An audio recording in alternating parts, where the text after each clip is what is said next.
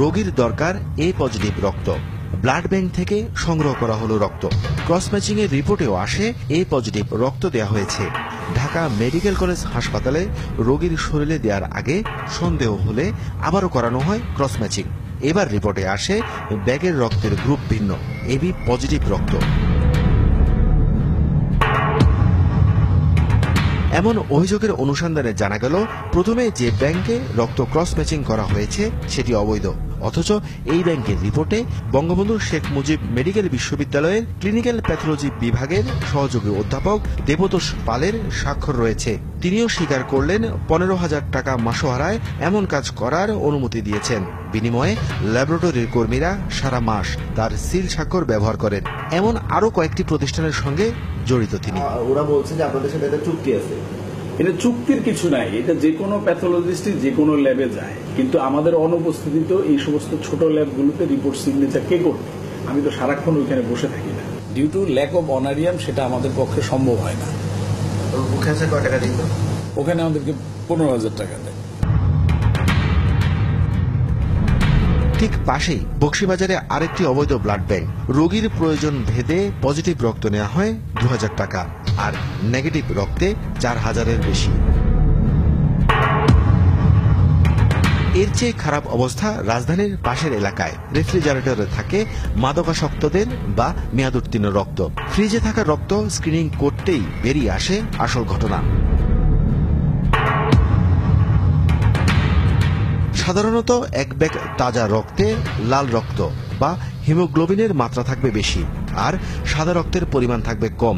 কিন্তু যারা নিয়মিত রক্ত বিক্রি করেন বা মাদক নেন, তাদের রক্তে হিমোগ্লোবিন থাকে কম।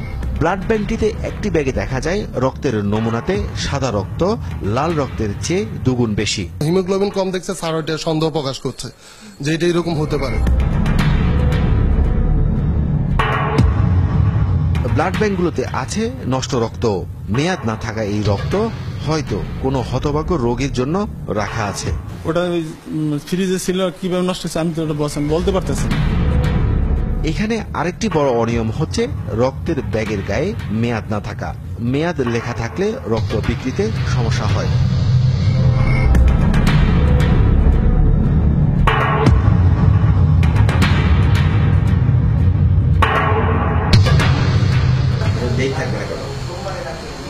ডেট আসলে বলতে পারতেছি না, ব্লাডটা কোথেকে আসলো, ডেট ছাড়া কেন?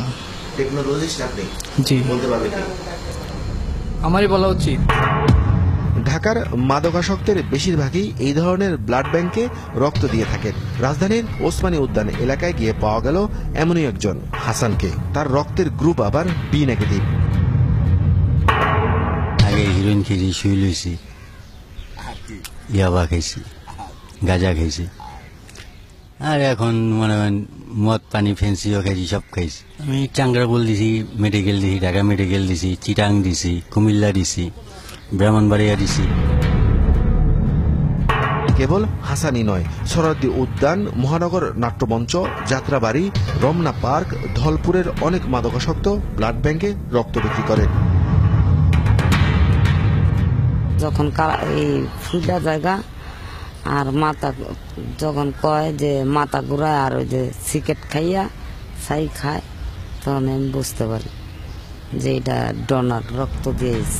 এই ধরনের ব্যবসার সাথে জড়িত প্রতিষ্ঠান ও চিকিৎসকদের দায় দায়িত্ব কোনো সরকারি প্রতিষ্ঠান নেবে না বলে সাফ জানিয়ে দিলেন নীতি নির্ধারকরা। জননেত্রী শেখ হাসিনা নিরলসভাবে যে পরিশ্রম করে যাচ্ছেন স্বাস্থ্যের উন্নয়নের জন্য, সেখানে যদি আমাদের কোনো চিকিৎসক তার দুর্নীতির কারণে যদি এদেশের রোগীরা এই পেশা যদি ক্ষতিগ্রস্ত হয়, আমরা অবশ্যই এই ধরনের দুর্বৃত্তায়নকে কোনোদিনও সমর্থন করিনি, ভবিষ্যতেও সমর্থন করব না।